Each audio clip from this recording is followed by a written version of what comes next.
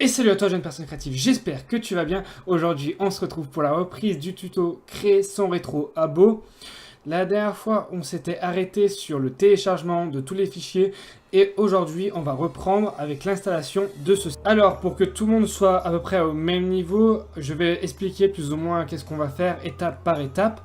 C'est très simple, on va dans un premier temps déposer les fichiers du CMS dans le htdoc de Xampp qui reviennent en fait finalement à votre serveur FTP si vous avez un hébergement. Après, on va mettre la base de données dans phpMyAdmin, donc qui est tout simplement le fichier SQL de votre émulateur et de votre CMS s'il y en a un.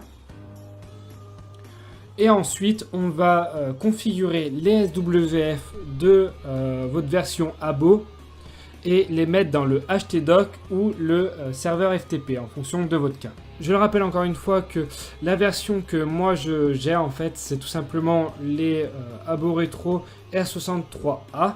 Bien sûr, des tutos seront à venir en fonction des autres versions, voilà tout simplement. Après avoir lancé le panel Xampp ou le client FTP, il suffit pour nous de démarrer Apache et MySQL. Pour ceux qui ont un site internet, tout simplement, c'est déjà fait, donc rien à faire. En fait, juste vous connecter, tout simplement. Donc la première étape est d'aller dans la base de données. Si vous avez un hébergement web, les identifiants vous ont été donnés par mail ou alors vous devez vous créer tout simplement un espace dans le cPanel, tout simplement. Pour plus d'informations, n'hésitez pas à contacter le support de votre hébergeur. Il est là pour ça, tout simplement.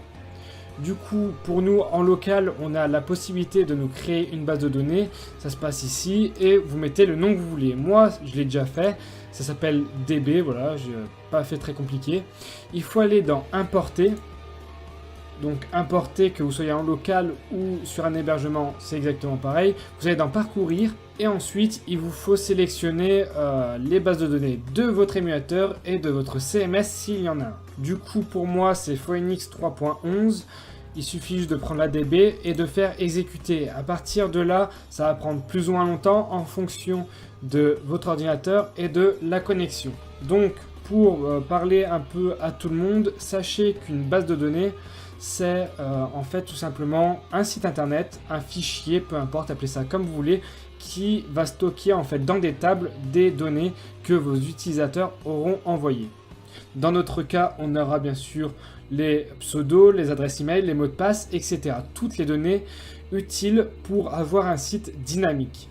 Tout simplement, votre site va puiser les informations dans votre base de données, histoire de donner en fait tout simplement un site qui varie en fonction de l'utilisateur. C'est un peu comme Facebook, Twitter, etc. En fait, c'est juste des codes PHP qui récupèrent des données dans une base de données, tout simplement.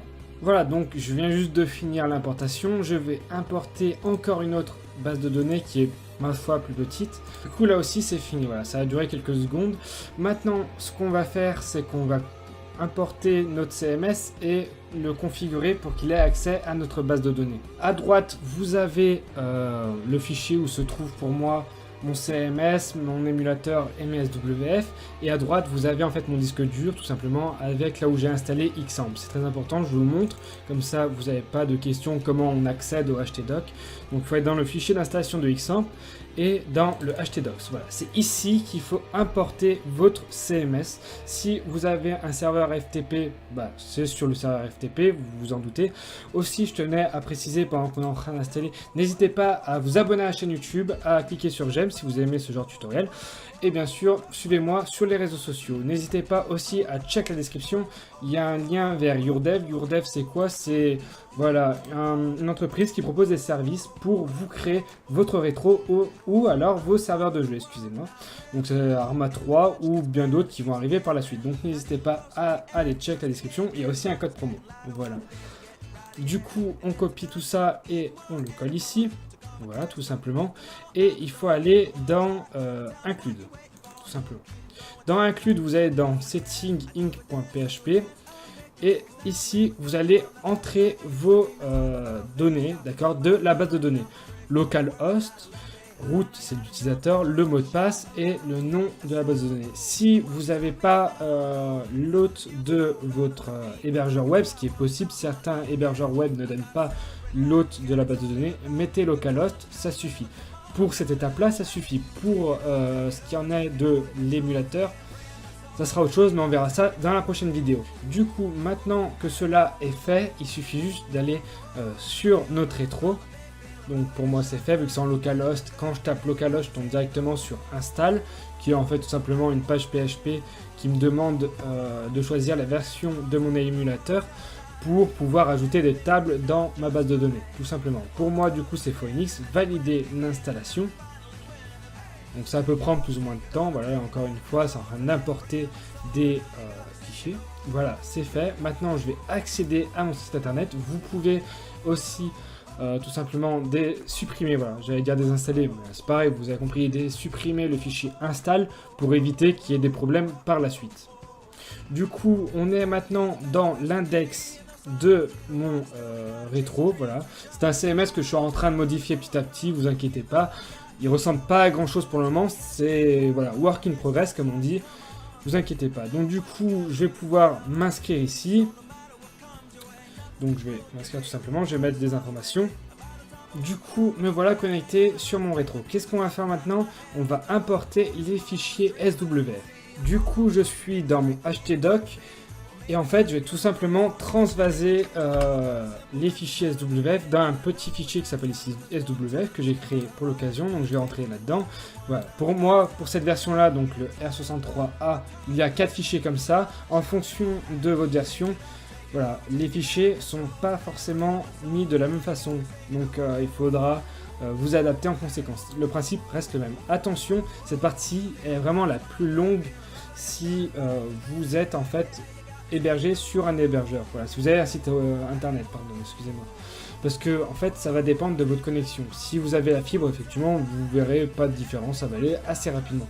Mais si vous avez la DSL, il faudra prévoir quand même plus ou moins entre 10 et 30 minutes tant que ces fichiers s'envoient, parce que c'est assez lourd en fait, tout simplement. Du coup, maintenant, on va relier les SWF au CMS. Donc, vous devez vous mettre administrateur sur votre base de données pour avoir accès à l'administration de votre rétro. Du coup, dans l'administration de votre rétro, vous devez tout simplement trouver une page qui ressemble plus ou moins à ça. Nous, ce qui va nous intéresser, c'est la configuration du serveur. Tout le reste, je vous laisse regarder par vous-même, en fait, modifier comme vous le souhaitez. C'est hyper important par la suite pour vous créer une identité, puis pour automatiser certaines choses. Moi, ce qui m'intéresse juste pour mon tutoriel, c'est de relier, comme je vous ai dit, les SWF au CMS. Du coup, on a l'adresse IP du serveur. Ici, pour nous, ça sera en localhost. Si vous avez un site internet, soit vous mettez l'adresse IP de votre ordinateur. Attention, effectivement, vous allez gagner de l'argent sur le coup parce que vous avez tout hébergé vous avez hébergé l'émulateur sur votre ordinateur. Après, il faut que votre ordinateur tourne 24 heures sur 24. Donc du coup, je vous conseille d'avoir un VPS Windows. Si vous choisissez l'option du VPS, vous allez devoir mettre l'adresse IP du VPS ici. Le port par défaut, c'est 30 000. Et vous allez devoir changer ces informations-là. Du coup, déjà de base, on sait que nous, on a tout mis dans un fichier qui s'appelle SWF. C'est ce qu'on va faire tout de suite en rajoutant le fichier dans les liens. Voilà. Du coup, ce qu'on va pouvoir faire, c'est copier le lien et le coller pour vérifier tout simplement que le lien en fait soit bon. Tout simplement qu'il n'y ait pas une erreur dans un S qui manque ou un truc comme ça. Je vous invite aussi à rajouter le R64 après Gordon. C'est important parce que sinon ça mène à rien, tout simplement. Et enfin, ici, le lien n'est pas bon. Si on copie-colle, vous pouvez constater que le fichier est not found, c'est normal. Puisqu'en fait, il ne se trouve pas dans Game Data, le fichier tout simplement. Il se trouve dans Gordon R64. Voilà. Si on modifie le lien Gordon R64 abo.swf et qu'on fait entrer, voilà, comme vous pouvez le voir, le truc s'affiche. Le fichier SWF s'affiche, pardon. Donc, on a modifié le lien. On n'oublie pas de mettre le HTTP. Hop. Voilà. Et ensuite, il faut aller configurer le fichier external variable. Donc, du coup, ce que vous allez faire, c'est un CTRL F et remplacer, voilà. Donc, hsource voilà, .fr par votre lien tout simplement à vous. Donc pour nous, local host. Voilà. Et donc du coup, remplacer. Voilà. On peut même faire remplacer tout d'un coup. Voilà. Donc c'est ce qu'on vient de faire. Et pour celui-ci, c'est pareil. Il faut faire là aussi la même manipulation. Remplacer tout. Voilà. Donc une fois que vous avez tout remplacé, vous enregistrez et puis c'est bon. Maintenant, au niveau de votre administration, vous faites mettre à jour, tout simplement. Donc, ça a été mis à jour. Donc, pour le moment, on s'arrête ici pour ce tutoriel. N'hésitez pas à laisser un petit like, un commentaire si vous avez des questions ou des ajouts à faire, des critiques, etc. Tous vos commentaires sont bons à prendre, tout simplement. Voilà, c'est tout pour ce tutoriel. N'hésitez pas à vous abonner et enfin pouvoir lancer votre rétro. C'était Alex et surtout, n'oubliez pas le mot de la fin, restez créatifs.